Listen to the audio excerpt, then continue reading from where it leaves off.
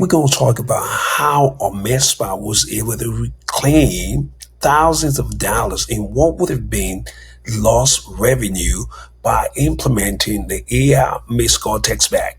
Now, more than 30% of inbound calls to local business in this AI usually go unanswered. So what we do, we use this AI to intercept what would have been a missed call, and a simple text just goes out and say, hey, sorry we missed your call, but this is how you can book. Oftentimes that leads to consultation, instant book, and what the most important thing is just reclaiming money that would have been a missed opportunity. Go ahead and comment AI100, and we'll send you the playbook to how you can implement that into your business today.